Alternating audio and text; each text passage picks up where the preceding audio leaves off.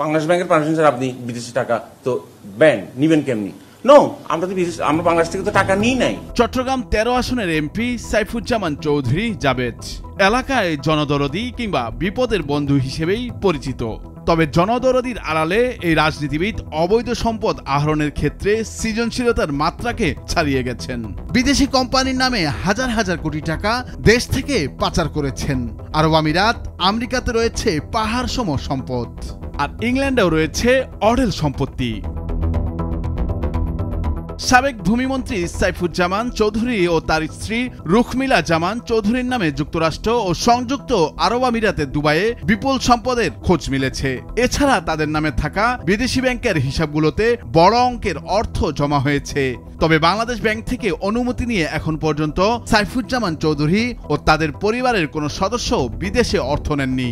ফলে কিভাবে বিপুল সম্পদ গড়ে তোলা হয়েছে তা নিয়ে প্রশ্ন উঠেছে।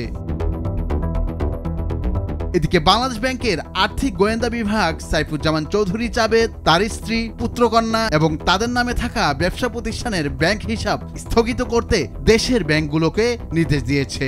এসব হিসাবে আগামী 30 দিনে কোনো লেনদেন করা যাবে না। বাংলাদেশ ফিনান্সিয়াল ইন্টেলিজেন্স ইউনিট এক চিঠিতে এই নির্দেশনা দেয়।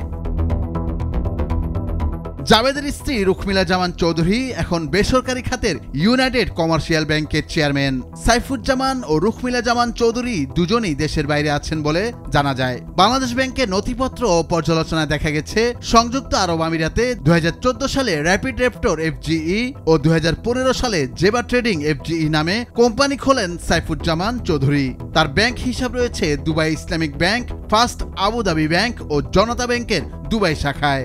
এসব হিসাবে জমা রয়েছে 39,883 দিরহাম ও $6,770। সাইফুজ্জামান 2017 সাল থেকে গত মাস পর্যন্ত সংযুক্ত আরব আমিরাতে 626টি স্থাবর সম্পত্তি ক্রয় বিক্রয় করেছেন বলে জানা যায়।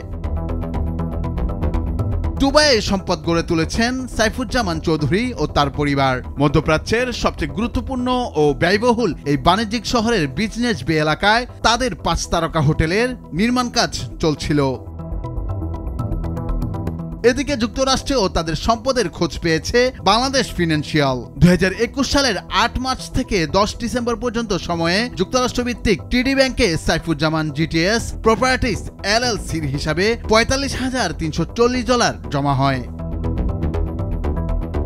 বাংলাদেশ ফাইন্যান্সিয়াল কর্মকর্তারা বলছেন, আপাতত শুধু 2 দেশে সাইফুজ্জামান চৌধুরীর সম্পদের তথ্য পাওয়া গেছে।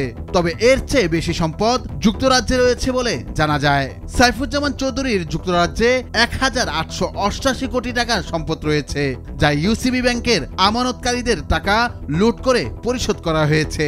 প্রায় 200 মিলিয়ন পাউন্ড মূল্যের 350টিরও বেশি সম্পত্তি নিয়ে যুক্তরাজ্যে তিনি গড়ে তুলেছেন রিয়েল এস্টেট সাম্রাজ্য।